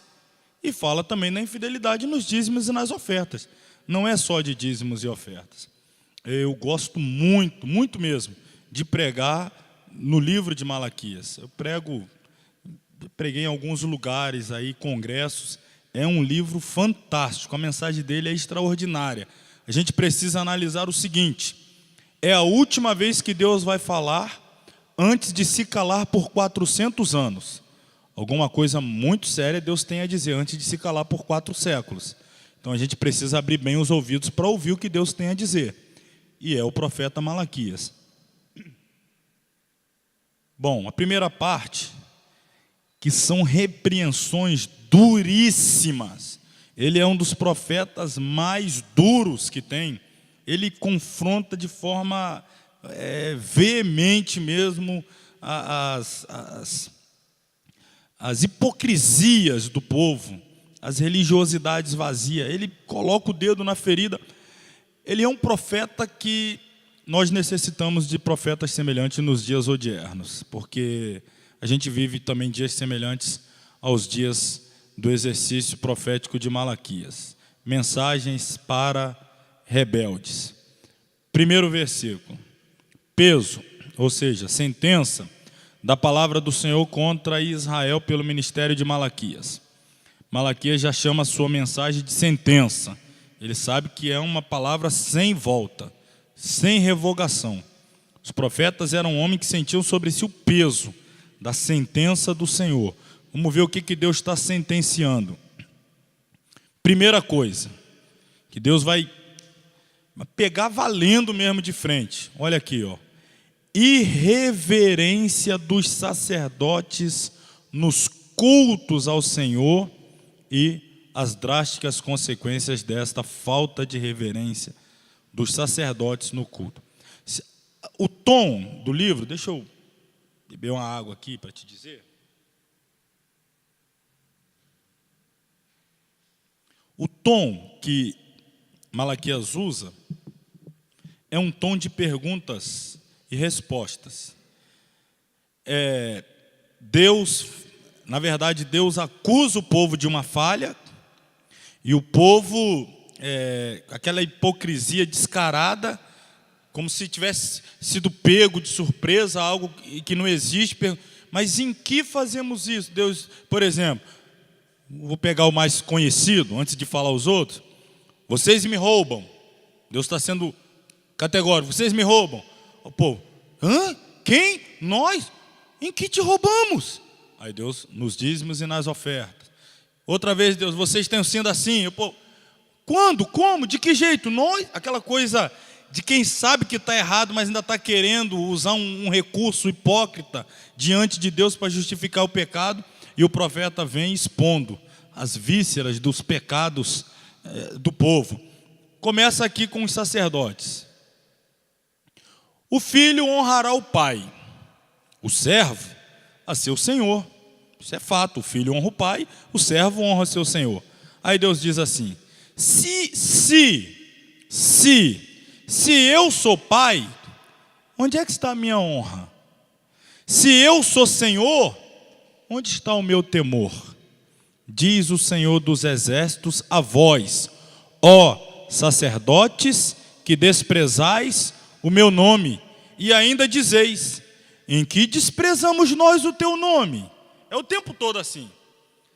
Deus apresenta a denúncia, a gente? Não, senhor, o senhor está confundindo. Não é outro não, nem outra época não, não é na outra igreja não. Não, a gente não. Aí Deus vai, abre o leque, descortina os pecados dele que estão camuflados, mas só que Deus mostra que está oculto. Em que desprezamos o Senhor e não sabemos em momento nenhum. Aí Deus vai dizer: ofereceis sobre o meu altar pão imundo, e dizeis: em que te havemos profanado? Nisto que dizeis: a mesa do Senhor é desprezível. Oferece qualquer coisa aí, é para Deus. Pega esse pão não pode, diz nada. Que diz nada, bota aí, rapaz. Aí vem o outro, traz um animal, ele vai denunciar. O manco, o cego, o aleijado. É para Deus, bota aí qualquer coisa aí. Tá bom. Aí Deus vai: vocês estão desprezando o meu nome. Nós em quê? Vocês dizem que a minha mesa, o meu altar é desprezível, de qualquer maneira, qualquer coisa, de qualquer jeito. E Deus vai trazendo as denúncias aqui. Era o sentimento do coração deles. Eles tinham, os sacerdotes, por exemplo, em se tratando do animal, eles tinham os rebanhos dele. Quando alguém trazia uma oferta, um animal bom, eles pegavam o bom e guardavam, pegavam aquele ruim dele, trocava e oferecia no lugar. E achava que Deus não estava vendo. Aí Deus vem denunciando: vocês estão me desonrando. E o povo: em que nós estamos te desonrando, Senhor? Em que? Pelo amor de Deus, Deus. Oh Deus, pelo amor de Deus, Deus. Os sacerdotes que deveriam glorificar o nome de Deus o estavam envergonhando diante do povo e do Senhor. Os sacerdotes deveriam ser filhos de Deus e, no entanto, não honravam o Pai. Foram chamados para serem servos de Deus, porém, não mostravam respeito algum por seu Senhor. O filho honra o pai, o servo ao Senhor. Vocês que dizem que são meus filhos, vocês que dizem que são meus servos, cadê a minha honra? Cadê o meu temor? É só da boca para fora. É só discurso vazio. É o que Deus está denunciando. Por isso que eu digo, é uma mensagem muito atual. É um livro que deve ser pregado com mais frequência, porque é uma mensagem muito pertinente para o nosso tempo. Versículo 10, olha que ponto Deus chega. O Senhor Todo-Poderoso diz aos sacerdotes: gostaria que um de vocês fechasse as portas do templo. Assim vocês não acenderiam mais o fogo inutilmente do meu altar. Eu não estou satisfeito com vocês, não vou aceitar as suas ofertas, mas vocês me ofendem quando pensam que têm o direito de profanar o meu altar e que os sacrifícios que oferecem não valem nada. Aí Deus diz assim: vocês querem fazer algo que me agrade mesmo? Vocês querem fazer algo que me honre? Então faça. Fecha a porta dessa igreja. Já pensou ouvir uma mensagem dessa? Você quer alegrar meu coração? Quero, Deus. Fecha a porta do templo. Vocês nem perdem o seu tempo e nem tomam o meu. Vocês acendem o fogo inutilmente. O sacrifício de vocês não aceito. Não estou recebendo. Estamos perdendo tempo. Vocês brincando de servir a Deus e eu brincando de ser Deus de vocês. Eu não brinco de ser Deus. Então, fecha as portas do templo. É uma mensagem. Chega de brincadeira. Sacerdotes infiéis. Capítulo 2, versículos 1 e 2. O Senhor Todo-Poderoso diz: sacerdotes, eu estou falando com vocês. Se não obedecerem ao meu mandamento, se não resolverem me honrar, então eu farei cair sobre vocês uma maldição, e amaldiçoarei tudo que vocês recebem pelo trabalho que fazem. Aliás, já os amaldiçoei, porque vocês não resolveram me honrar. Vocês recebem salário para ser sacerdote. Eu vou amaldiçoar o sacerdócio e o recurso que vocês recebem para ser sacerdote. Aliás, vou amaldiçoar não, já amaldiçoei. Porque eu já sei que no coração de vocês não há desejo nenhum de se arrepender. É o que Deus revela aqui. Porque vocês não resolveram me honrar. Vocês não querem se arrepender. Já amaldiçoei. O ministério de vocês, o sacerdócio de vocês, os recursos que advêm do sacerdócio de vocês, já amaldiçoei a vida de vocês. sacerdotes amaldiçoados por Deus. É o que Malaquias está dizendo. Amaldiçoados por Deus. E a gente fica, não, sacerdote tem uns que Deus já amaldiçoou. Porque eles não honram ao Senhor. E o Senhor sabe que eles nem têm interesse em se arrepender para honrá-lo. Aí Deus diz, já estão debaixo de maldição, já vos amaldiçoei. Você já pensou na hipótese de você ser ministrado por um sacerdote amaldiçoado por Deus? Você já pensou na hipótese de alguém que bota a mão na sua cabeça e ora por você, um sacerdote que está amaldiçoado por Deus? Porque tem gente que é um desespero para botar a cabeça debaixo da mão de... Ele vê uma mão estendida, ele bota a cabeça embaixo. A pessoa às vezes está dando uma orientação, onde que fica? É por ali, ele estica a mão, outro já bota a cabeça embaixo. Você sabe quem é essa pessoa?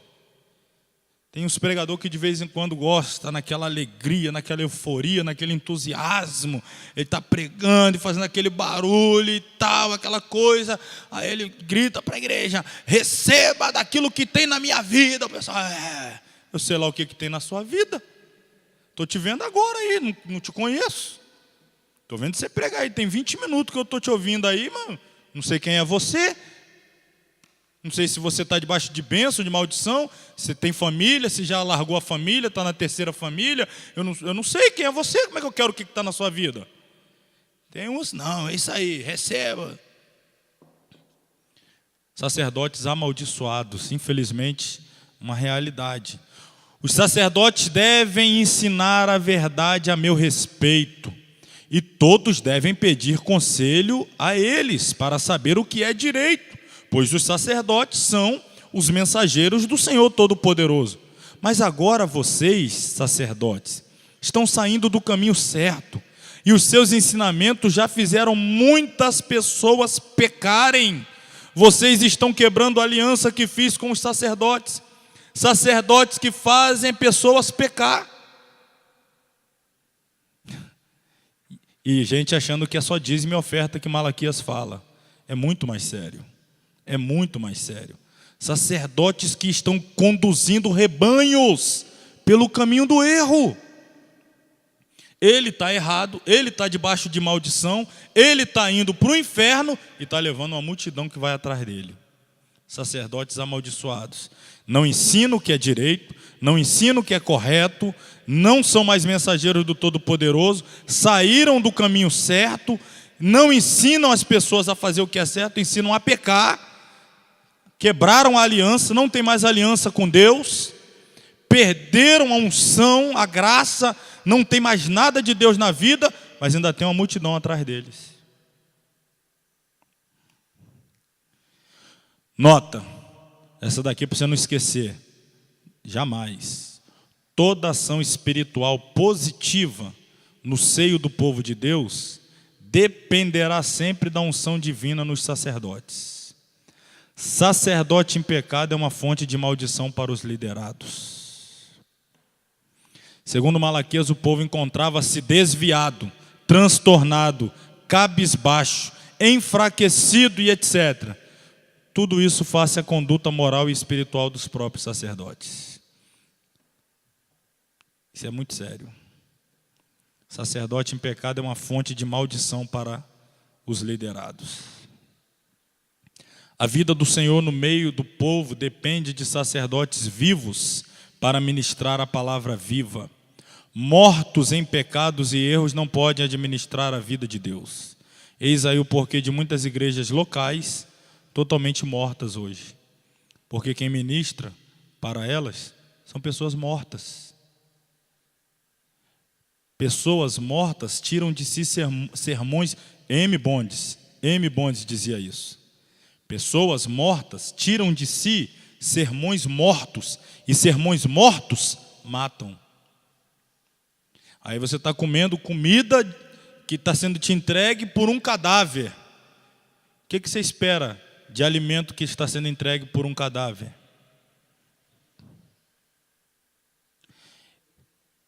A mesma coisa quando Sansão matou o animal, o leão, e seguiu o caminho para Tímna. Quando ele volta, o leão está lá morto na beira da estrada. Mas o que ele viu lá? Ele viu um enxame, né? Mel. Ele olhou o mel, foi lá e pegou o mel. Que delícia.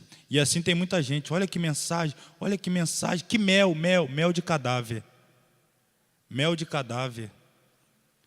Entregou para o pai e para a mãe perguntou: de onde veio isso? Ele não falou, nem para o pai nem para a mãe. Omitiu de onde ele pegou aquele mel. Porque sabe que a mãe e o pai jamais compactuariam em comer mel de cadáver. Tem muita gente que está se alimentando de mel de cadáver. O povo de Judá tem sido infiel a Deus, e o povo de Israel, os moradores de Jerusalém, fizeram coisas nojentas. O povo de Judá profanou o templo que o Senhor ama, e os homens casaram com mulheres que adoram ídolos. Que o Senhor expulse do nosso país as pessoas que fazem isso, sejam quem forem, mesmo que apresentem ofertas ao Senhor Todo-Poderoso. Eu estou em pecado, mas trago oferta. Minha vida está toda enrolada, mas sou dizimista. Tem gente que vive acuando pastores nesse sentido.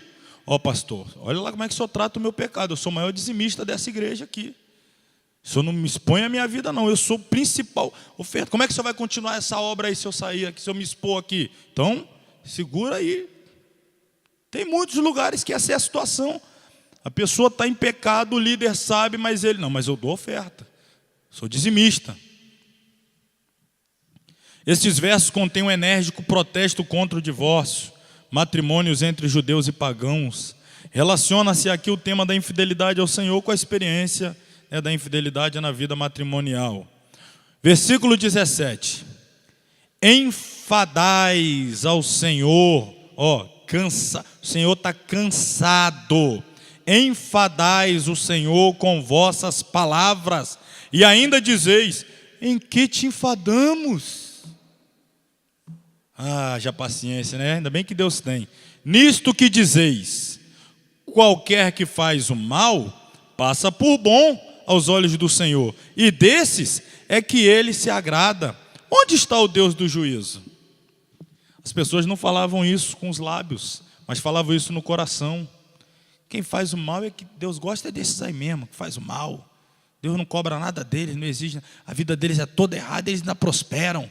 Aí Deus, vocês estão me cansando com essa conversa. Vocês estão me enfadando com essa história. O que, Senhor? Vocês vivem dizendo aí que aquele que faz mal passa por bom diante de mim, e eu não me importo com isso. Onde é que está o Deus de juízo? O Senhor, que é longânimo, por vezes se cansa das coisas que o seu povo diz e faz. O povo hipócrita de Israel cansou o Senhor com suas iniquidades, e o remanescente dos tempos de Malaquias cansou com suas palavras.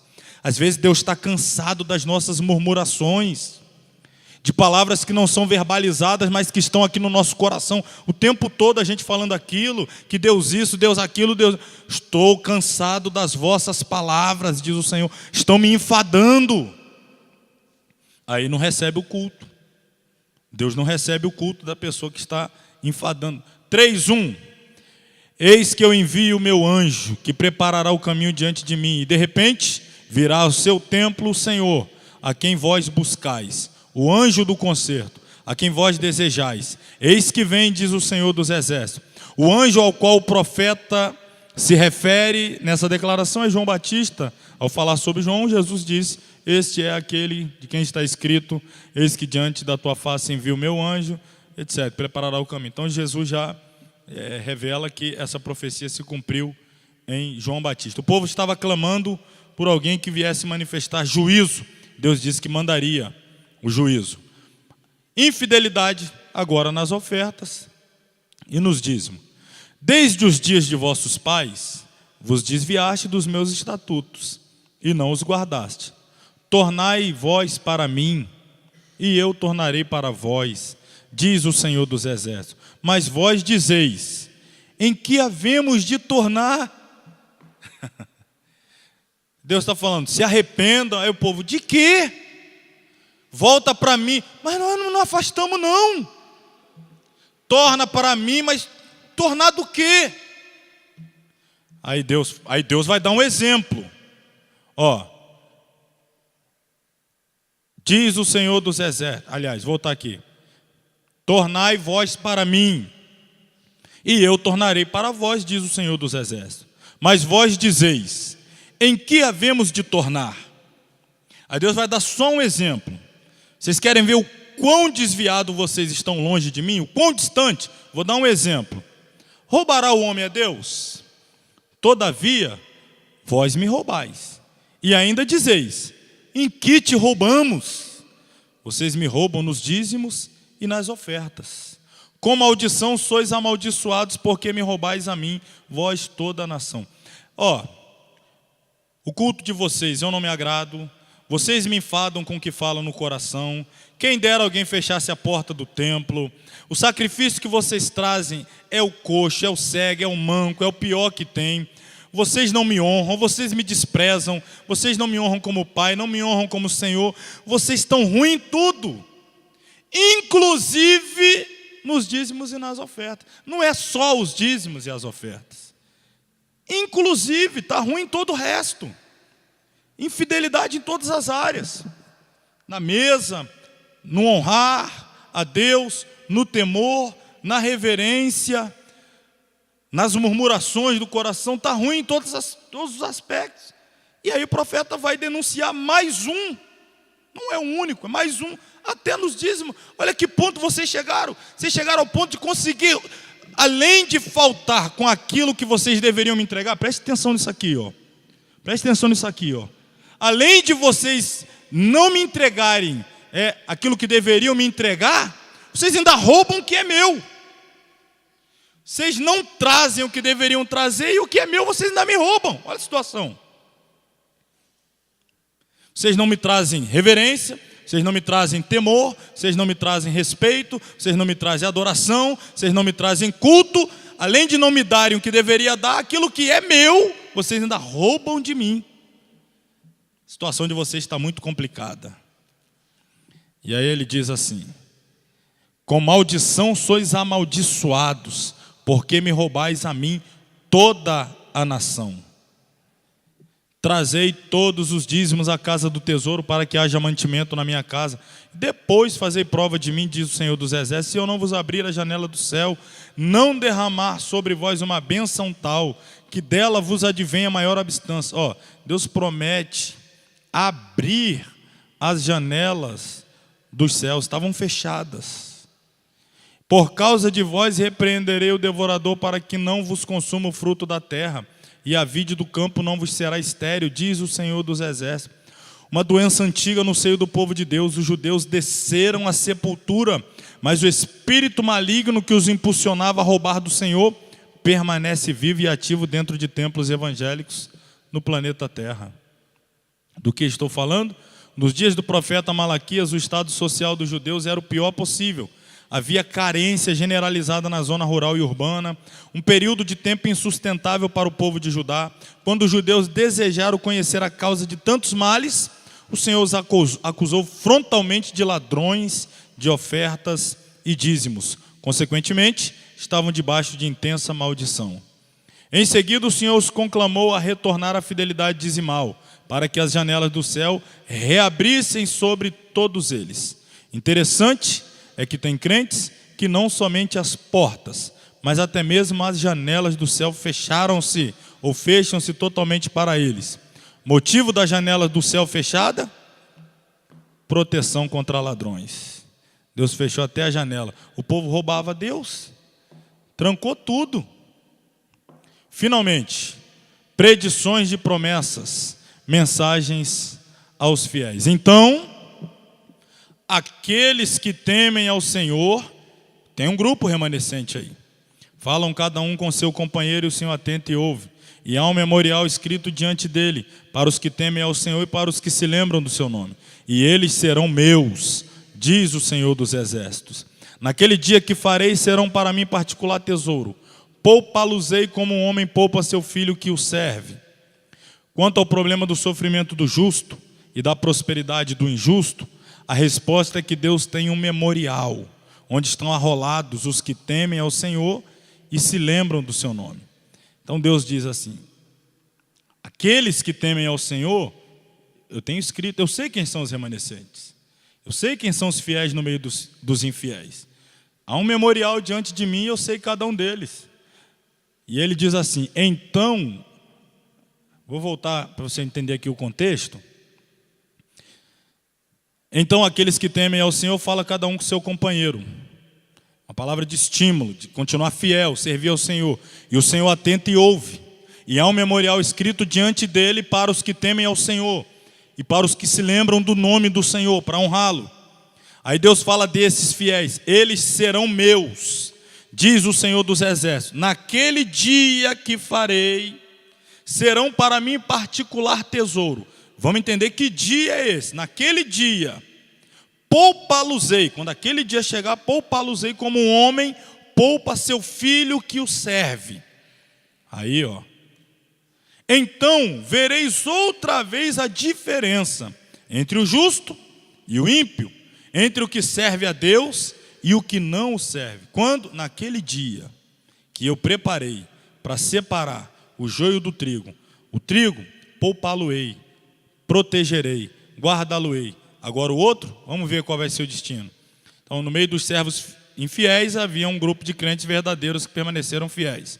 Deus tomou-os para si e prometeu poupá-los do julgamento futuro, quando todos veriam que há uma diferença entre o justo e o perverso. E essa diferença é importante. Às vezes nós não vemos hoje, mas naquele dia vereis a diferença. Porque eis que aquele dia vem, ardendo como forno. O grupo dos soberbos e todos que cometem impiedade, naquele dia serão como palha, e o dia que está para vir os abrasará, diz o Senhor dos Exércitos, de sorte que lhes não deixará nem raiz nem ramo. Imagina, palha, naquele dia que vem ardendo como fogo, você joga a palha no fogo, juízo eterno. Mas para vós que temeis o meu nome, nascerá o sol da justiça, e salvação trará debaixo das suas asas, e saireis e crescereis como bezerros no cevadouro, ou saltareis como bezerros.